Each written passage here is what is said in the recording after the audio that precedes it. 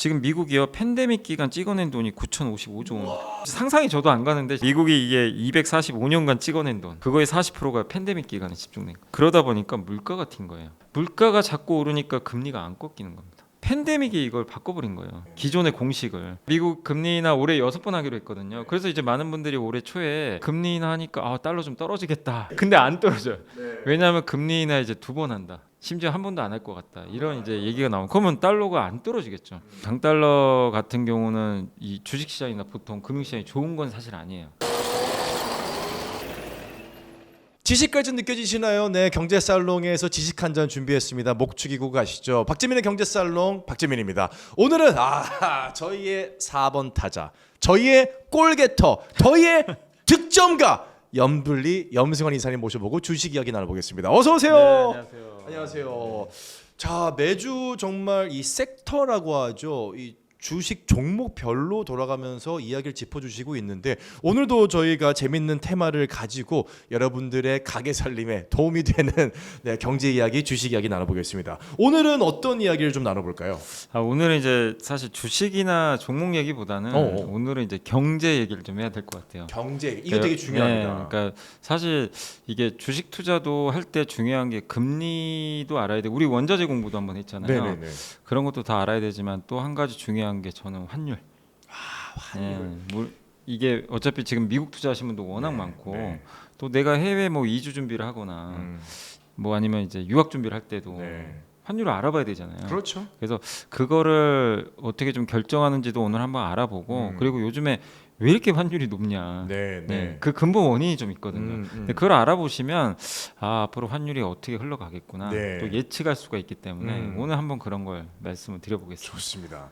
여러분들 뭐 환율 이야기 이게 지금 이제 거시경제에 좀 포함이 되는데 이런 얘기 들으면 잠깐만 경제 나는 그 수요와 공급 뭐 보이지 않는 손 요 정도밖에 괜찮습니다. 그건 마저 모르셔도 괜찮습니다. 저희가 오늘 나누려는 이야기는 사회 현상을 분석을 해보면서 이게 왜 시장 경제에 영향을 미치는지 그리고 그 시장 경제에 의해서 주식이 어떻게 움직이는지를 확인해 보는 거기 때문에 정말 편안하게 차 한잔 하듯이 들어주시면 되겠습니다. 일단 환율 얘기를 하면 저희가 전 세계에 정말 많은 통화가 있잖아요. 그런데 환율 얘기는 거의 이 통화 하나로 집중이 되죠. 달러죠.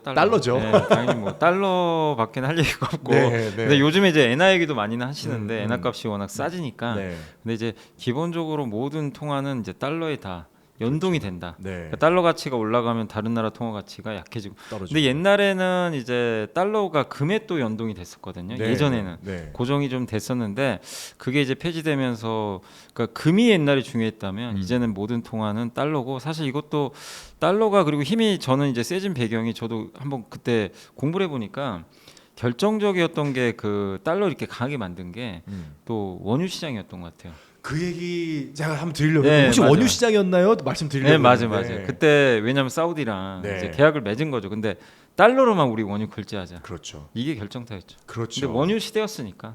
사실 이제 여러분들이 이제 달러 원유 이게 무슨 얘기지? 그러니까 원유를 거래할 때 이걸 페트롤 달러라고 얘기를 하잖아요. 원유를 거래할 때 쓸 수 있는 통화는 달러 하나만 인정하겠다. 맞아요. 그래서 이거를 위협하려고 중국이 엔화로도 우리가 한번 거래를 해보자. 굉장히 시도를 했었잖아요 최근에. 맞아요. 근데 그게 지금 안 된 건가요?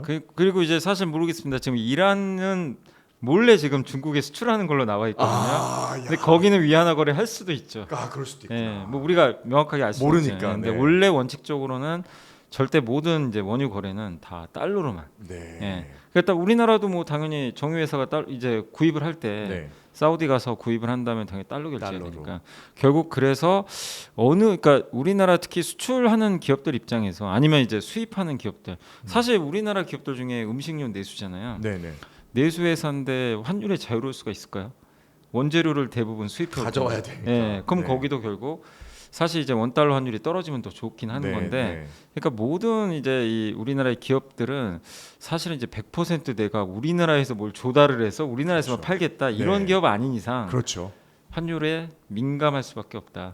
이렇게 좀 봐야 될 것 같아요. 환율이 올라간다면 똑같은 여기 있는 박재민을 예전에 10,000원 주고 사던 거를 환율이 올라가면은 12,000원, 13,000원, 20,000원까지 주고 사야 되는 맞아요. 그만큼 가격 경쟁력에서 취약해질 수밖에 없는데 지금 이사님이 가져오신 이 첫 번째 페이지는 뉴 노멀이 된 고환율 강달러. 이게 지금 뉴노멀 한마디로 강달러의 기조가 이제 꺾일 가능성이 거의 없고 이게 이제 표준이 됐다라는 뜻인가요? 그러니까 새롭게 지금 이제 강달러가 이게 한마디로 고착화돼 버리는 거죠.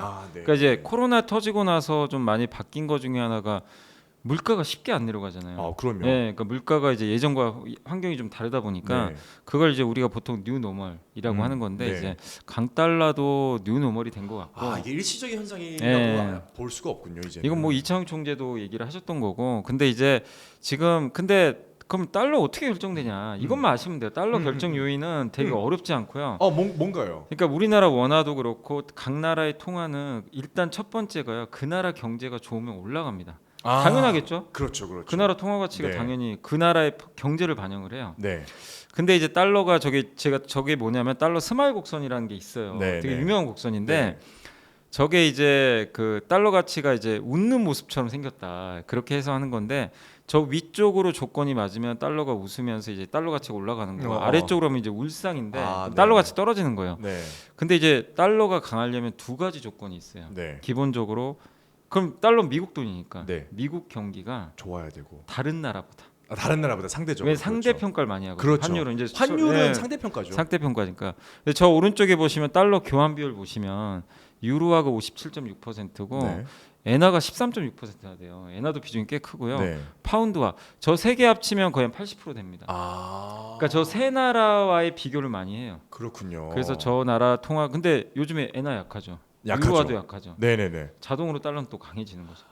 그러니까 이 미국 경기가 별로 안 좋았는데 유럽이 더 안 좋아요. 달러 올라갑니다. 약간 이런 개념. 근데 지금은 미국 경기는 워낙 좋잖아요. 너무 튼튼하죠 지금. 혼자만 튼튼해요 사실. 저 오른쪽에 보면 저게 이제 한 증권사 보고서인데 저 밑에서 뭔가 그 파란색 선이 확 올라온 그래프 보이시죠? 저게 미국의 경제 성장률이에요. 경제 성장률이 전망한 거죠. 물론 이제 이번 1분기 GDP가 조금 꺾이긴 했지만 그건 좀 일회성 요인도 좀 있다라는 분석은 있는데 저게 작년 여름부터 급격하게 올라오고 있어요. 그러네요. 지금 저기 2023년 7월을 거의 저점으로 찍고 가파르게 올라가는 다른 모양새인데. 나라는 다 꺾여요. 그러네요. 그러니까 어떻게 됩니까? 실제로 그때 이후로 환율도 실제로 달러가 강해진 거죠.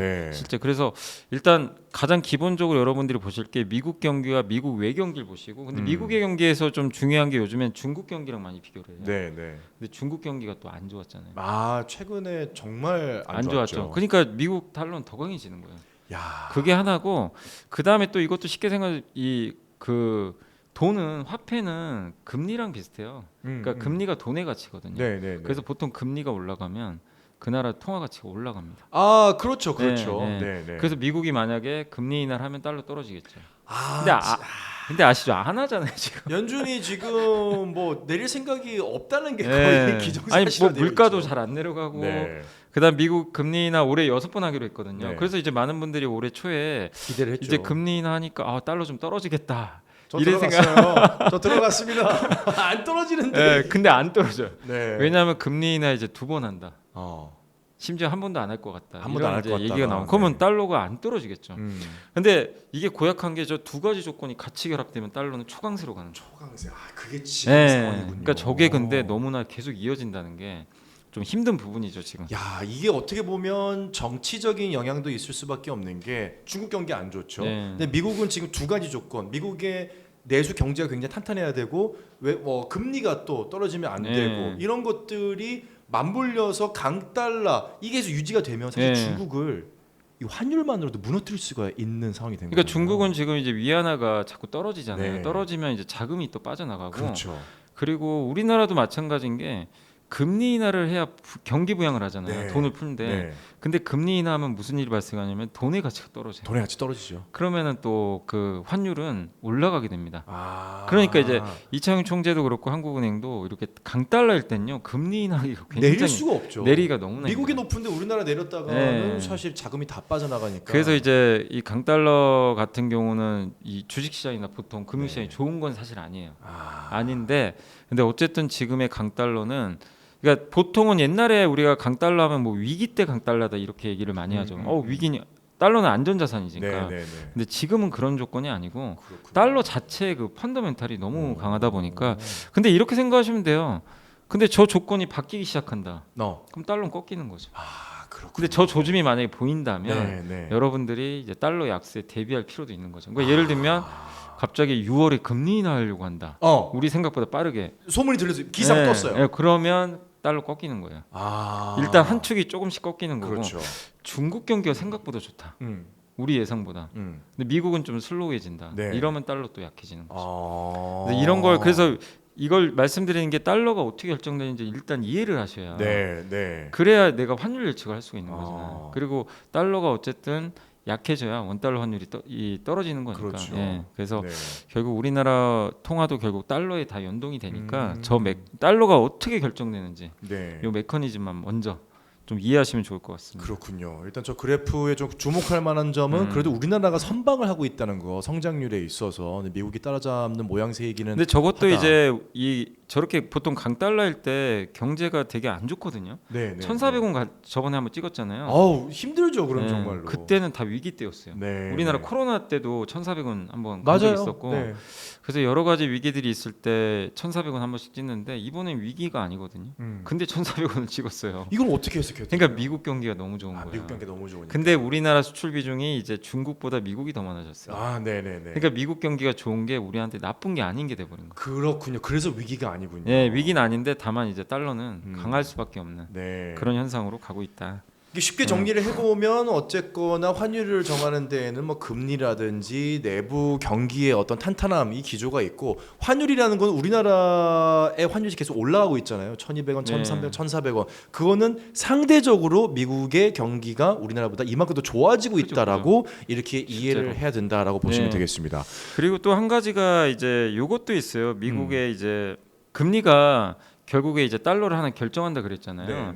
근데 그럼 금리를 결정하는 것 중에 대부분이 이제 물가도 있지만 금리가 이제 물가가 그러면 이제 올라가는 이유로 우리가 뭐 수요가 좋다고 하지만 돈이 너무 많이 풀리면 물가 오르죠. 올라가죠. 그래서 이제 미국에서도 이런 얘기가 있는 게 요 한번 표를 보시면 지금 미국이요 팬데믹 기간 찍어낸 돈이 9,055조 원. 와. 상상이 저도 안 가는데 진짜 이거 맞나? 전 9,000조 다음에 예를 들어 공이 하나 더 붙으면 그거는 해가 되나요?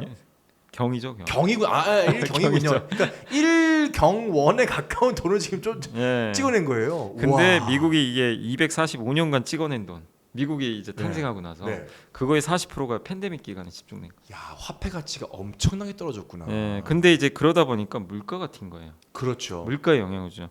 그러니까 물가가 자꾸 오르니까 금리가 안 꺾이는 겁니다. 그렇죠. 이게 이제 구조적으로 가버려. 그러니까 이제 뉴 노멀이라고 하는 게 팬데믹이 이걸 바꿔버린 거예요. 기존의 공식을.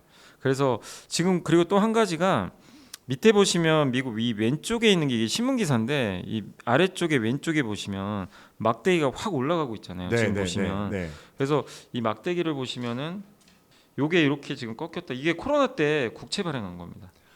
돈 필요하니까 했죠. 근데 갑자기 또 늘어납니다. 이거 왜 늘어나냐면 미국은 돈 들어갈 때가 많아요. 일단 첫 번째 지금 미국 인프라 투자해야 되죠.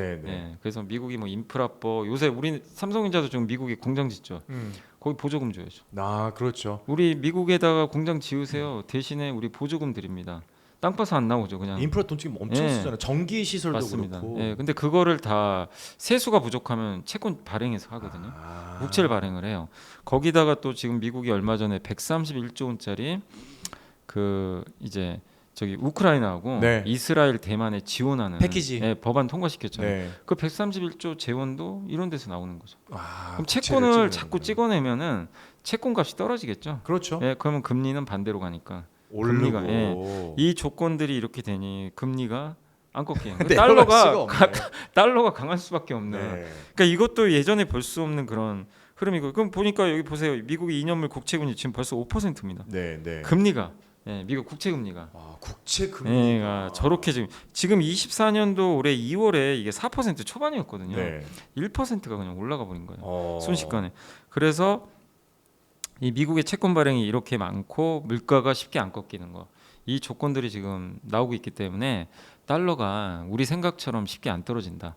이렇게 좀 일단은 이해를 하시니까 네. 기본적으로 달러가 옛날과는 좀 다른 움직임을 좀 보이고 있다. 그걸 좀 말씀드리는 거예요. 일단 좀 주목해야 될 점은 돈을 많이 풀었기 때문에 그러니까 지금 조금 이해가 안 되시는 분들이 이렇게 생각하시면 됩니다. 돈이 한 장이 있을 때 이 한 장이 너무 귀하잖아요. 근데 이 돈이 10장, 100장, 1000장을 늘었어요. 그럼 사실 돈 한 장이 크게 귀하지가 않거든요. 화폐 가치는 떨어지기 때문에 똑같은 물건을 사더라도 더 많은 돈을 내야 되는 그냥 물가가 튀는 거죠. 그래서 고물가가 되는 건데 여기에 지금 또 놀랄 만한 것은 어쨌든 국채를 발행을 많이 하고 달러 계속 강달러 된다. 근데 미국 국채도 그렇고 달러도 그렇고 둘 다 안전자산이잖아요. 그러니까요. 어느 하나 지금 중요하지 않은 자산이 없다 보니 돈이 미국으로 몰린다. 예. 엄청나게. 근데 보통 이럴 때 주식시장이 좋은 경우는 없는데 네. 이게 기본적으로 미국 경기가 탄탄하면서 가다 보니까 이 돈들이 근데 이 국채가 딴 데 가는 게 아니라 미국 경제를 뒷받침하는 돈이잖아요. 그러니까 국채에 사실 돈이 들어가면 이 주식시장은 돈이 좀 빠져야 되잖아요. 네, 근데 그게 아니고 지금 이 국채를 찍어서 뭐를 하냐면 네. 물론 뭐 안보의 목적도 일부 있겠지만 기본적으로 미국 경제 살리자, 인프라 투자하고 네. 그리고 미중 갈등 속에서 이제 미국으로 돈을 보내자 이런 네. 이제 시각이다 보니까 달러가 어쨌든 이제 꺾기가 좀 어려운 이런 구도로 가고 있다. 그래서 이 뉴 노멀이 그냥 일시적인 이 현상이 아니고 계속 좀 이어질 가능성에 우리가 좀 초점을 일단 네. 맞출 필요는 있는 것 같아요. 지금. 네.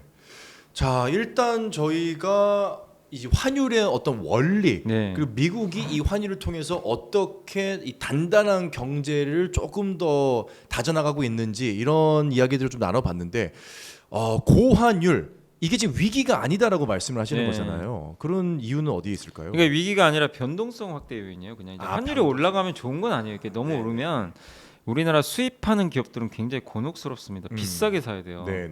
그래서 옛날에 1,000원 주고 샀던 걸 1,400원에 산다고 그렇죠. 생각해보세요. 굉장한 이제 부담이죠.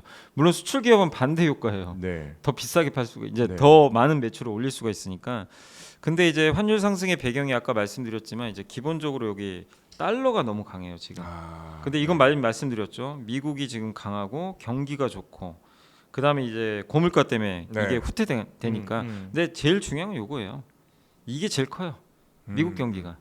도대체 꺾일 생각이 없는 것 같아요. 그래서 증시에 그렇게 나쁜 건 아니에요. 왜냐하면 우리나라는 미국에 수출 많이 하기 때문에. 그래서 펀더멘털 좋고 두 번째가 이제 최근에 좀 나왔던 데이터들 이렇게 보면은 우리나라 이거 무역 수지 적자되면 어떡하지? 그렇죠. 유가 때문에. 네. 그러면 이제 환율에도 이게 영향을 주거든요. 근데 지금 국제 유가 95달러 이상 가면 우리나라 또 무역 수지 지금 흑자인데 적자로 전환할 가능성이 있다고 합니다. 그렇군요. 근데 다행히 요거는 좀 안정화됐죠. 요새 네, 이란하고 이스라엘 요 리스크가 일단 좀 잠잠해졌어요. 맞아요. 몇 주 전에 비해서는 정말 일촉즉발이라는 단어가 어울렸는데 지금은 서로 약간 싸운 거 좀 우리 거기까지 가지 말자 이런 분위기죠. 그래서 우리가 하나 더 봐야 될 게 만약에 하반기 환율을 전망할 때 복병 중에 하나는 요 유가예요. 유가가 튀면 원달러는 또 올라갑니다. 감산을 하든지 지정학적 리스크가 또 발생하면. 그래서 그 한국은행 총재가 뭐라고 했냐면 올해 경제 전망을 할 때 한국은행에서 올해 유가를 80달러 후반대 정도로 예상을 해놨대요. 근데 그럼 그 얘기는 뭐냐면 90을 넘어가면 그거보다 넘어가면 금리 인하 안 할 수도 있어요. 우리 한국도 하기가 어려워요. 물가 부담 생기고 지금 80달러 이제 한 3달러 정도 되니까 이 정도면은 아마 하반기에 금리 인하 할 겁니다. 한국도. 저 지금 대출 이자가 너무 힘들어서 근데 지금 금리 인하 해야 되는데 저 정말 힘들어요. 그죠. 근데 이게 지금 유가가 만약에 예상 못한 뭔가 또 변수가 생겨가지고 튀어버리면 환율 올라가겠구나. 그렇군요. 이렇게 그러니까 유가만 보지 마시고 근데 만약에 반대로요. 유가가 갑자기 예상치보다 급격히 떨어져요. 그럼 환율 꺾이겠구나. 그렇죠. 이렇게 봐도 돼요. 근데 환율이 꺾이면 그것도 무조건 좋은 소식이라고 보기에는 지금의 우리의 수출 구조라든지 이런 것들을 봤을 때 환율이 급격하게 꺾이는 것도 좋은 소식은 아닐 수 있어요. 그죠. 이제 수출 기업들은 매출이나 이런 게 줄어들 수도 있어요. 환율 효과가 떨어지니까 그럴 수 있죠. 근데 내수는 또 반대로 좋아지죠. 수입 물가가 낮아지니까. 그래서 이게 또 장단점은 있어요. 그렇죠. 근데 그래서 어떻게 보면 우리나라는 지금 내수가 워낙 안 좋기 때문에 근데 지금의 이런 너무 고환율이 수출 기업들한테 좋다 하더라도 1,400원 근처에 있는 환율은 이게 정상은 사실 아니거든요. 엄밀히 따지면 우리나라는 보통 옛날에 1,100원, 1,200원 왔다 갔다 했거든요. 제가 기억나는 사실 제가 처음 환율이란 걸 알았을 때 제가 알고 있던 이 원달러 환율은 800원대였거든요. 맞아요. 그거에 비하면 거의 2배 오른 거죠. 2배죠. 그렇군요. 그리고 또 이제 마지막으로 한 가지 더 있는 게 이건 진짜 구조적인 것 같아요. 네. 이거는 이창 한국은행 총재가 직접 얘기했던 발언을 토대로 이제 네. 그 증권사 자료돼 있어서 한번 가져본 건데 선진국형 국가 대차 대조표로 바뀌고 있다. 이게 무슨 얘기냐면 자 대차 대조표 제가 회계 원리 시간에 처음 배웠던 그렇죠. 자산, 부채, 자본 네. 이런 건데 그러니까 자산을 결정하는 건 부채랑 자본이잖아요. 그렇죠. 내 은행 통장에 2억이 있는데 그게 내 진짜 현금 2억일 수도 있고 은행에서 빌린 돈 1억, 내 돈 1억일 수도 그렇죠. 있죠. 그래도 자산은 2억이죠. 그렇죠. 근데 우리나라가 옛날에는 IMF도 그것 때문에 터졌잖아요. 대외 부채가 많았죠. 부채가 너무 컸죠. 예, 그러니까 내 자산은 5천인데 1억 5천은 해외에서 빌려온 돈이죠. 맞아요. 그럼 이제 되게 취약해지는 거죠. 그렇죠. 돈 갚아라고 네. 하면 저희가 갚을 돈이 없는 거죠. 근데 지금은 보세요. 이게 우리나라 이제 채권국이에요. 네. 이게 지금 그 부채보다 지금 우리 자산이 더 많은 거야. 우리가 빌려준 돈이죠. 투자하거나. 그렇구나. 이렇게 지금 늘어났어요. 그러니까 이건 무슨 얘기냐면 해외에다 우리나라 정부나 기업들이 투자를 해요. 네네. 달러로 하겠죠. 그럼 우리나라 원화를 팔고 달러로 하니까 당연히 달러 수요가 늘어날 거예요. 네네네. 달러 수요가 늘면 달러는 강세로 가죠. 그렇죠. 그럼 원화는 약해지고 그래서 환율이 오르는 거죠. 네네. 그러니까 이 요인이 있어요. 그러니까 이거는 나쁜 요인은 아니죠. 나쁜 게 아니죠. 네, 왜냐면 우리나라 기업들이 워낙 해외 투자를 많이 하니까 그 부분이 있고 또 한 가지는 이게 해외 주식 투자 잔액입니다. 네. 갑자기 20년 그 코로나 때 튀어버렸어요. 미국 주식 많이 한다는 얘기죠. 미국 주식 할 때 원화로 살 겁니까? 달러로 사죠. 당연히 달러 수요 늘죠. 네. 근데 이게 줄지 않잖아요. 네네. 해외 주식 투자 수요가. 이 두 가지는 달러를 그러니까 우리나라 사람들이 달러 사는 거죠. 네. 어떻게 보면 이 요인으로 인해서 1,300원 밑으로 좀 쉽게 안 내려갈 수도 있다. 이게 기본적으로 달러를 받쳐줘 버려요. 수급적으로. 그러면 네. 정말 우리는 어쩌면 우리 지금 이 시점 이후부터는 1,300원, 1,200원, 1,400원 이 수준에서 머무르는 환율이 일반적이라고 받아들이는. 이상하게. 그래서 처음에 1,350원 넘고 막 7, 80원 갔을 때 그때 뉴스 엄청 난리가 나왔잖아요. 났어요. 이거 위기 아니냐? 네. 뭔 일 있냐? 뭐 또 항일 통화 스와프 해가지고 뭐 한미 통화 우리나라 원화 또 부족하면 그러니까 달러 부족하면 뭐 또 그쵸. 서로 교환해야 되는 수업 거 많이 아니야? 했었잖아요. 막 그런 우리. 거 해야 되는데 네. 이창용 총재가 일축해 버렸죠. 그냥 누노머리야. 유녀머리야. 네, 너무 그렇게 하지 마. 근데 뭐라고 사인을 주셨냐면 너무 오버해서 올라가는 것 같으면 개입은 하겠다. 그렇죠. 한 번씩 네. 예, 눌러주겠다고는 했지만 어쨌든 이 현상 자체를 이상하다고 지금 볼 필요는 없다. 예. 지금 이게 이제 한마디로 이제 강달러의 현재 흐름이다라고 여러분들이 한번 봐주시면 좋을 것 같습니다. 네. 자 사실 최근 들어서 코스닥 코스피 시장이 뭐 나쁘지가 않고 계속해서 좀 오르는 느낌들이 있는데 특히나 자동차 제조, 조선업 그리고 어떤 수출을 하는 기업들이 고환율의 반사이익을 봤다 이런 평가들도 있거든요. 네. 그렇게 봐야 될까요? 그리고 만약에 장기적으로 봤을 때 환율이 꺾이는 시점이 왔을 때는 이런 기업들의 이 주식을 들고 있는 분들은 어떻게 하면 좋을지 한번 두 가지 좀 여쭤보고 싶네요. 지금 기업들이 예상하는 것보다 환율이 더 높거든요. 그래요? 이제 올해 예상했던 것보다 더 네. 높고 아마 현대차도 더 높았을 거고. 네. 근데 이게 수출하는 기업들은 당연히 요게 하나에 옛날에 1,100원짜리인데 그러니까 1달러에 1,100원이면 내가 해외에다 팔 때 달러를 1달러로 갖고 오잖아요. 그렇죠. 그러면 한국에서 원화로 바꾸면 1,100원 받죠. 네네. 근데 지금 1,400원이면 300원을 더 버는 거죠. 그렇죠, 그렇죠. 이게 아무것도 한 것도 아닌데 어. 그냥 환율 오른 이유로 나는 300원을 더 버는 거예요. 그렇죠. 이 기업은. 네. 그 현대차도 그렇고. 근데 실제로 우리나라 기업들의 실적을 보면 이번에 뭐 조선업체들도 그렇고 환율 효과가 실제로 있더라고요. 매출이나 이익이 늘어나 버린 거죠. 네. 그러니까 당연히 수출업체들한테는 좋을 수밖에 없는 지금 환경인데 우리나라에서 근데 환율 수혜 제일 많이 받는 회사는 어쨌든 자동차 회사예요. 현대차, 기아죠. 그러니까 주가 좋을 수밖에 없는 거예요. 네, 그래서 네. 근데 이게 이 고환율이 제가 아까 말씀드린 대로 일시적인 게 아니기 때문에 그렇죠. 그러면 판매만 꺾이지 않는다면 그 옛날처럼 똑같이만 팔아도요. 네. 돈은 더 들어와요, 그냥.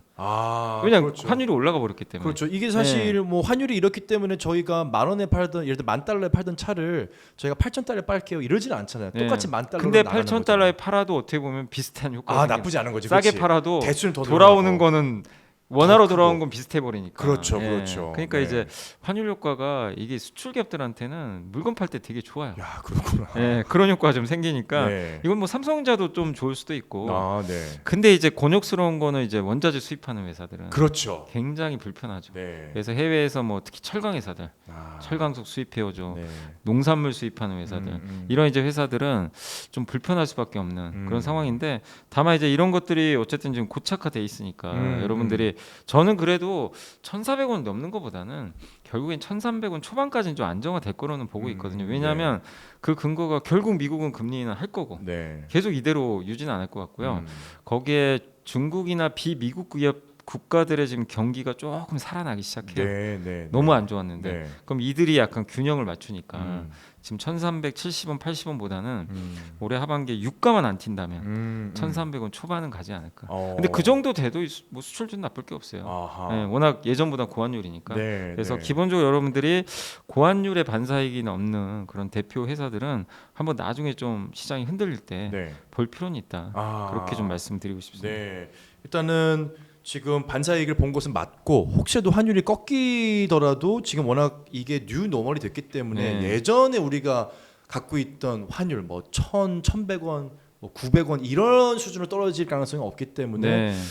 주목해서 뭐 환율을 봐야겠지만 크게 일단은 이 기조가 당분간 유지가 될 것 같다. 그래서 이제 이런 게 되면 주식 투자하신 분 중에서 미국 투자하신 분 기분 좋죠. 일단 아, 달러가 올라가니까 강하니까. 좋고, 그 다음에 이제 유튜버 분들도 좋죠. 달러로 들어옵니다. 참고로 말씀드리면 저희 유튜브는 아직 수익 전환이 안 됐기 때문에 네, 달러 못 벌어봤습니다. 그러게요. 저희도 빨리 이 적자 구조에서 흑자를 볼 수 있기를 바라겠습니다.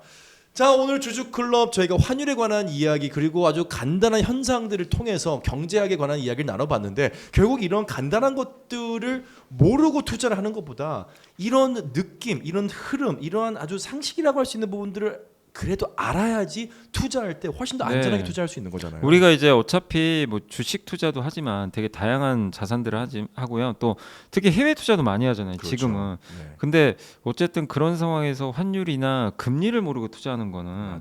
저는 기본적으로는 투자를 하지 않겠다는 거 똑같다고 좀 생각하거든요. 위험하죠. 굉장히. 예. 그래서 나는 기업만 보고 투자해야지. 그건 아니라고 봅니다. 근데 네. 이걸 왜 안 하려고 하면 어렵거든요. 그렇죠. 금리가 이게 금리 뭐 움직이는 조건들도 봐야죠. 뭐 환율 조건. 근데 사실은 그 메커니즘만 조금만 이해하시면 네. 아주 어려운 건 아니에요. 맞아요. 근데 이제 원리를 모르고 그냥 올라가나 보다 이렇게만 생각하면 되게 어려워 보이거든요. 네. 그래서 금리가 오를 때도 지금 왜 오르지? 기사를 볼 때도 이유를 좀 찾아보세요. 네, 환율은 왜 오르고 내리나 이런 것만 좀 이해하시면 여러분 투자하시는 거에 당연히 더 도움이 될 수 있다라고 말씀드리겠습니다. 이해 안 되세요? 주주클럽 보세요. 자, 저희는 다음 주에 더 풍성한 소식으로 경제 그냥 현상, 돈 버는 이야기 가져오도록 하겠습니다. 이베스트 투자증권의 염승환 이사님과는 여기서 인사 나누겠습니다. 감사합니다. 네, 감사합니다.